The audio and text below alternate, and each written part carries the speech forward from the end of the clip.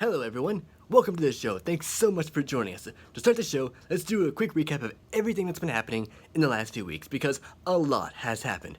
Former President Forrest Trump was implicated directly in the attempts to overturn this 2020 election.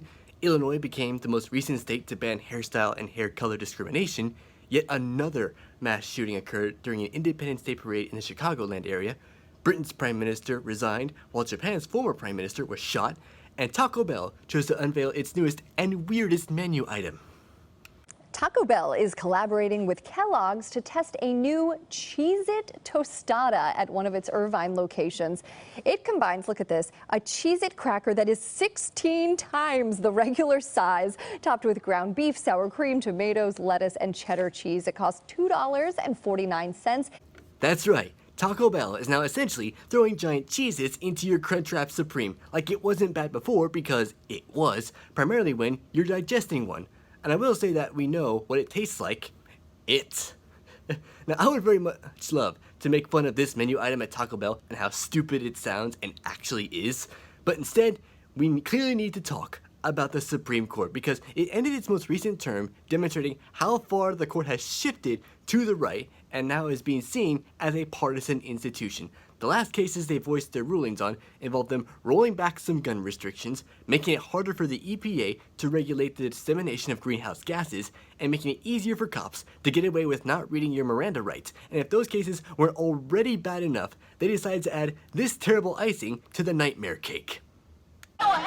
At the Supreme Court today, an historic upheaval. In a sweeping ruling that overturned a half a century of precedents, 5 justices ended the right of American women to choose abortion under the Constitution. The court upheld Mississippi's ban on abortions after 15 weeks by a 6-3 vote, and 5 of those justices went even farther, voting to overturn Roe v. Wade itself.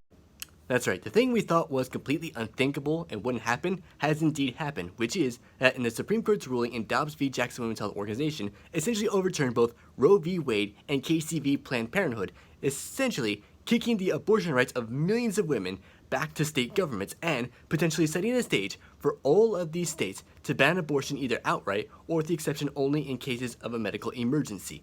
And this decision is already sparking outrage from protests that took place across the country following the ruling, to even female celebrities, to Democratic and moderate Republican women, with the Michigan State Legislative Black Caucus issuing a statement beginning with the line, "This is some bullshit." But perhaps the best response, in my opinion, had to come from Billy Joe Armstrong, the frontman for the band Green Day. Fuck America, I'm fucking renouncing my citizenship. I'm fucking coming here. I just have too much fucking stupid in the world. Yeah, of course Billy Joe decided to renounce his citizenship, because he, if I may parody one of his band's hit songs, doesn't want to be an American idiot, subject to control by the right-wing media. And while some have taken their frustration to protesting the decision peacefully, some have resorted to protesting in less than ideal ways. For instance, TikTok users have resorted to doing this. 5 justices supported the judgment, overturning the constitutional right to abortion access, upending 50 years of federal reproductive protections. But to many members of Gen Z, the new curators of our country's youth culture, this is really only half the battle. Y'all, apparently the credit card information got leaked of all of the Supreme Court justices, and Kavanaugh got his house vandalized. This video, like many others, racking up millions of views, reacting to the so-called doxing of those 5 Supreme Court justices. Our generation's just fighting. We're fighting back. We're not sitting here and taking it. Doxing is when someone finds another individual's personal or private information and goes public with it, often on platforms like Instagram and TikTok. Okay, while that may seem like an unconventional way to vent your anger at 5 individuals who told you what you can and cannot do with your own body, it's probably not the best way to protest, but it is perhaps one of the best ways to come across as generally annoying. It's the equivalent of continuing a conversation with someone after you just said goodbye. Nobody in their right mind ever said, "Good talking with you, see you later. Oh, wait, I just realized I have dozens of more things to tell you about that I just can't wait to tell." Nobody likes it when people do that, okay? It's the equivalent of being in a romantic relationship and you reach the stage where you're both saying, "No, you hang up. No, you hang up" at each other until someone comes up and says, "No, how about I hang this shit up?" Now what women face after this awful decision is dire. We've talked before about how the US has the highest maternal mortality rate in the developed world, and how it disproportionately impacts people of color and low-income women. But Republicans have openly said they hope to go much further, like pushing to overturn other Supreme Court precedents like Griswold v. Connecticut, which is the case that allowed women to have access to contraception without the government interfering, Obergefell v. Hodges, the case that legalized same-sex unions nationwide, and Lawrence v. Texas, the case that has said that the government cannot interfere with what happens to a couple in the bedroom. And some have said they would go further by barring women from crossing state lines to get access to abortion. But there is a serious problem with that idea. Such a move would potentially violate the Constitution's Commerce Clause, which allows people to cross state lines to seek services, and not just abortions or indeed other medical services, but other services like buying a car, or seeking a vacation getaway, or even traveling all the way to Taco Bell headquarters to try this ridiculous excuse of a Mexican food dish. Now some are not taking these actions laying down. Democratic-controlled states are working to expand access to abortion services, as numerous states are restricting access, with states like Illinois preparing for an influx of people from as far as Louisiana to get access to contraception. Meanwhile, abortion rights groups and the ACLU have been filing lawsuits against states restricting abortion, with states like Texas and Louisiana having their trigger laws struck down, only to be reinstated by the state's Supreme Courts, while Florida and Kentucky have already had its abortion ban struck down, and Utah is currently having its abortion ban challenged in court. But what the major hypocrisy about the Republicans' efforts to restrict access to female reproductive care is that they seem to care more about the unborn than they do about you after you're born, something that was best made in this clip by the late comedian George Carlin. Boy, these conservatives are really something, aren't they? They're all in favor of the unborn. They will do anything for the unborn. But once you're born, you're on your own. Pro-life conservatives are obsessed with the fetus from conception to 9 months. After that, they don't want to know about you. They don't want to hear from you. No, nothing. No neonatal care, no daycare, no Head Start, no school lunch, no food stamps, no welfare, no nothing. If you're pre-born, you're fine. If you're preschool, you're Yeah, they basically only care about you when you're inside the womb. But the second you're out of it, the only thing they say to you is, bye! Now, there are plenty of ways to demonstrate that people are pro-life, but what Republicans are doing isn't that. It's not pro-life at all, because in order to be pro-life, you could support ideas like free childcare, paid maternity leave, or be willing to believe that life begins at conception and continues all the way until your natural death. But Republicans don't believe that, but instead have chosen to consider people, particularly women, to be expendable and only useful to them when it suits their worldview. And because of that, they are currently, if I may quote the lyrics of a song by Billy Joe Armstrong's most famous band, walking a lonely road, which is the only road they've ever known. They don't know where it goes, but it's home to them, and they're walking alone.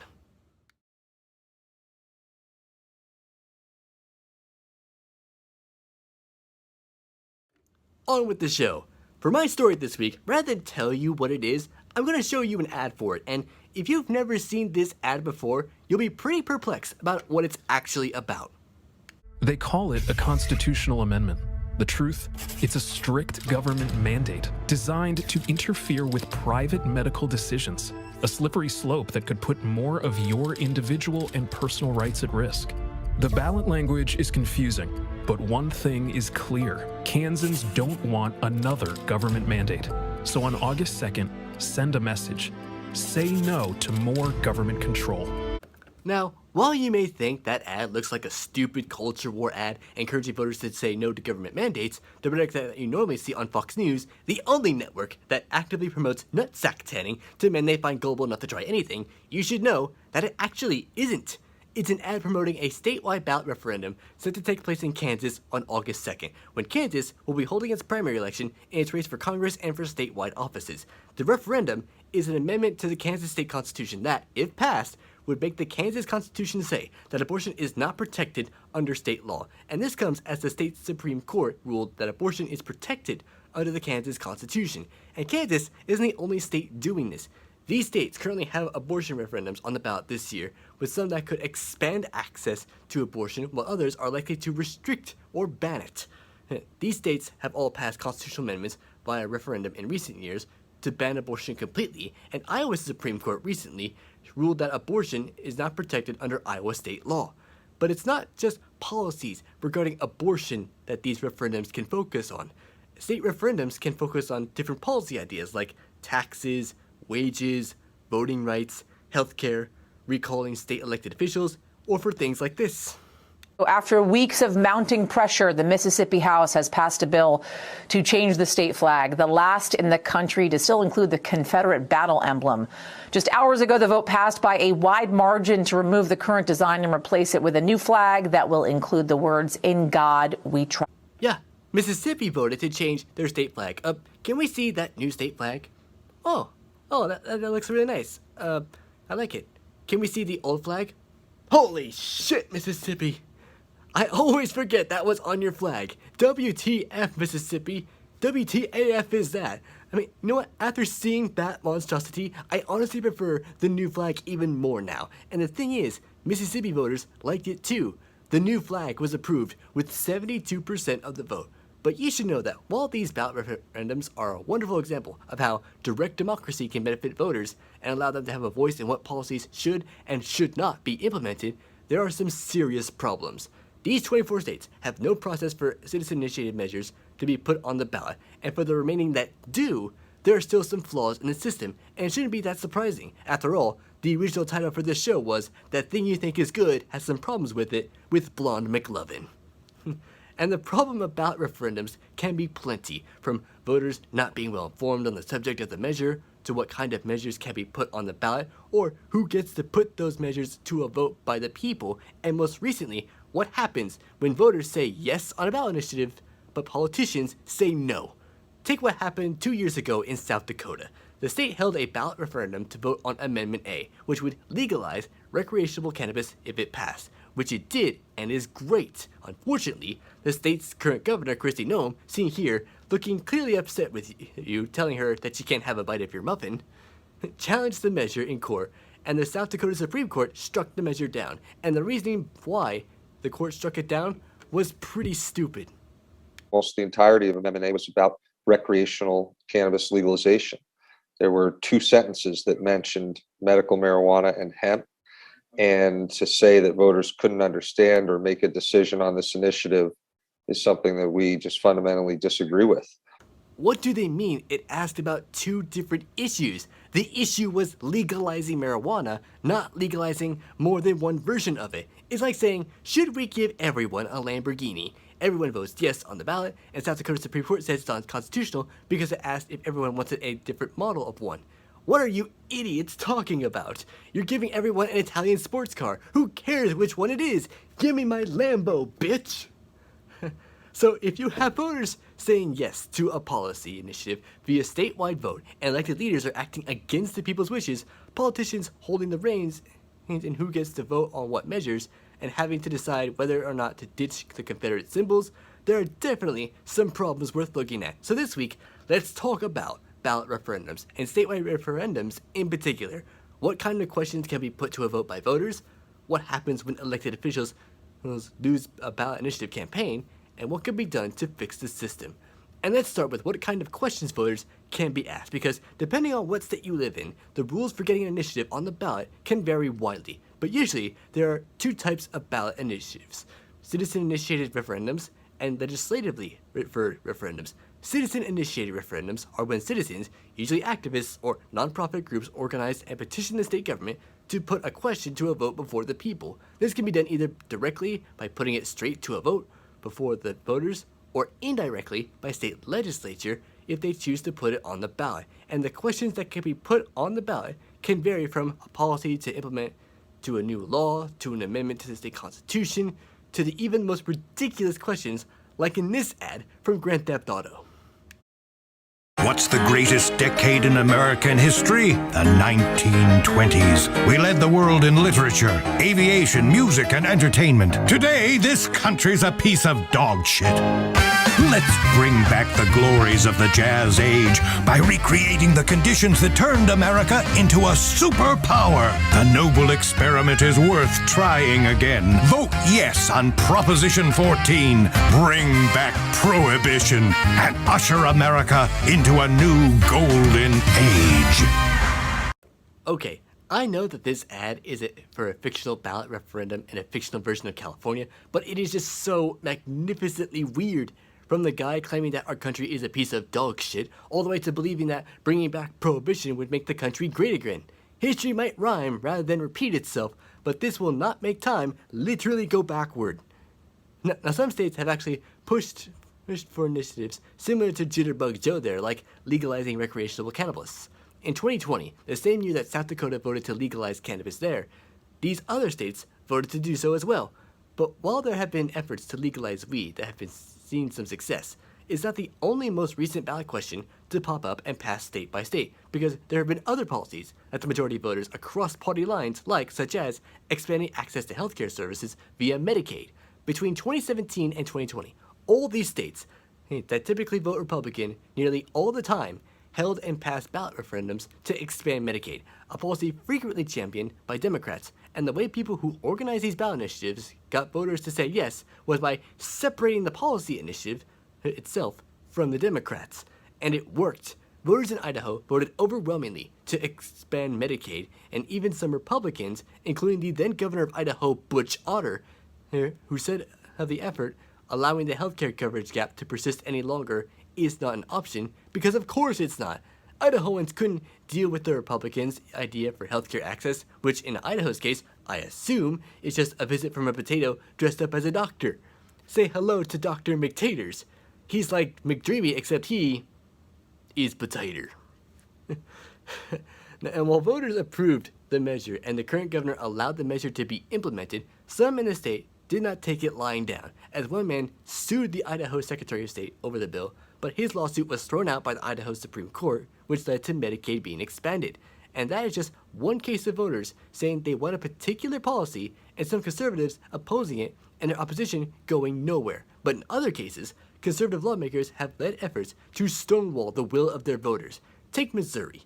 2 years ago, the state passed a referendum to expand Medicaid as well, but Republicans in the state legislature tried to pull out all the stops to prevent funding it and keeping it from being implemented, which made it more insane to see the governor of Missouri come out and give this explanation for blocking Medicaid expansion. Everybody has to realize we've had two revenues in 1 year as far as collecting taxes. That didn't happen. That's just a particular thing. So it makes it look like we're flush. But look, anytime you're adding 275,000 people, able-bodied working adults, I might add. This is not kids. This is not anything. These are just able-bodied people on there. 275,000. It's going to cost a significant amount of money, and I'm talking hundreds of millions. So this year, yeah, we're a little more fortunate how we could be able to fund that. But I'm telling you, next year, the next couple of years, will be problematic at how we're going to pay for that. Okay, I get that you want to keep your finances stable, Mike, but this needs to be funded because voters approved it and you have to implement it. This is something that could help thousands of low-income adults with health care, not a caller to a radio station making a crappy song request. I will not play Despacito. That song is way too annoying. Now you should know, Missouri's Supreme Court eventually ruled that partisan and the state legislature must fund Medicaid expansion. While healthcare initiatives have faced opposition when ballot referendums for them passed, there have been other policy proposals that passed and were implemented, but with unexpected caveats. One state that has been the most guilty of this recently is Florida, with the passage of Amendment 4. Previously under Florida's Constitution, those convicted of felonies were stripped of their voting rights for life. But what was the most important is that only around a fifth of those felonies were for violent crimes like assault, murder, and sex crimes. The rest were for non-violent felonies like property or drug crimes. Under this amendment, those who were convicted of non-violent felonies who served their full prison sentence would automatically get their voting rights back. But the Republicans in the Florida state legislature decided to add some ridiculous roadblocks to that, and the most annoying one was this. Amendment 4 passed in 2018, returning voting rights to some 1.4 million felons. But Republicans in the state quickly responded by passing a law requiring all outstanding legal fees and fines to be paid before people with felony convictions could cast a ballot. Many activists say the new law is a poll tax, keeping mostly black people from being able to cast ballots. It's true. Republicans basically added a roadblock to nonviolent felons getting their voting rights back, which was make them pay their legal fees in full in order to be able to vote, something that critics have argued amounts to paying a poll tax, which is unconstitutional. Until it was challenged in court, and Florida's Supreme Court ruled to let it stand. And if you thought that process was bad, Florida's previous governor and Arm & Hammer mascot stunt double Rick Scott had a more exhausting system in place for felons to get their voting rights back, which worked kind of like this.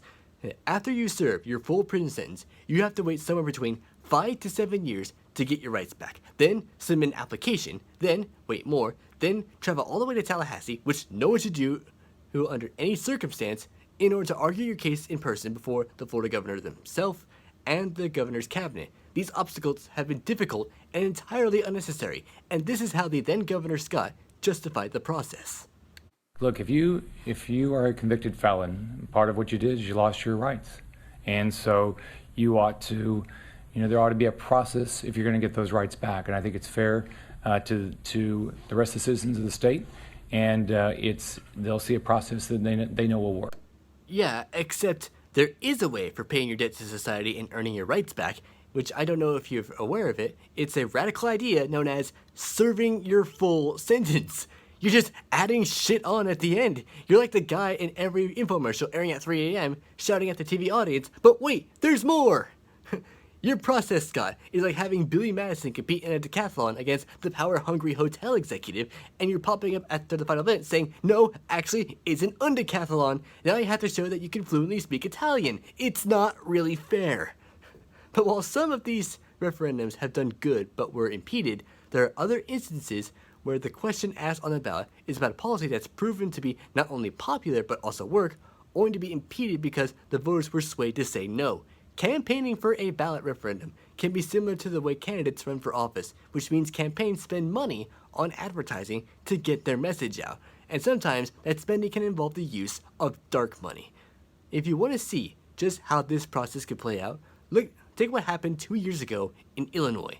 Upon being elected, Illinois' governor proposed an amendment to the state constitution changing the tax system from a flat tax system to a graduated income tax system, a system that advocates say that would make the tax system fair to the middle class, while critics argued it would hurt businesses and push wealthy residents out of the state. Among them was Ken Griffin, a hedge fund manager and Republican donor who at the time was Illinois' wealthiest resident with a net worth of an annual $13 billion. That's $10 billion more than the governor's net worth.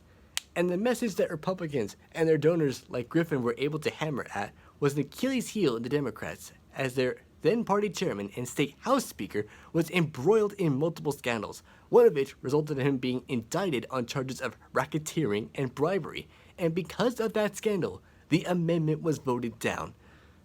But the key thing that caught some watchdogs' eyes was the flow of money to the campaign to kill the amendment. When ProPublica looked into Griffin's effort to kill the amendment through data provided by the IRS, they found that he and 9 other wealthy people, mostly business heirs and owners, benefited greatly from killing the tax amendment, as it saves them from paying millions more in taxes, proving once again you can buy elections and even benefit greatly.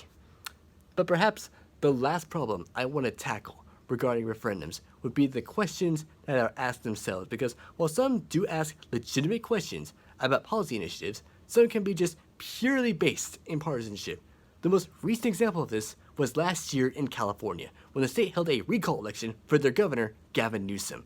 Originally, this was an effort by Republicans to oust him purely out of partisanship, but as the effects of the pandemic and the pandemic itself dragged on, and after getting in trouble while going without a COVID mask at an expensive restaurant dinner party, the effort turned into a real referendum to be put on the ballot, and that's mostly in part to just how notoriously easy it can be to file a petition to have a sitting statewide elected official in the state recalled.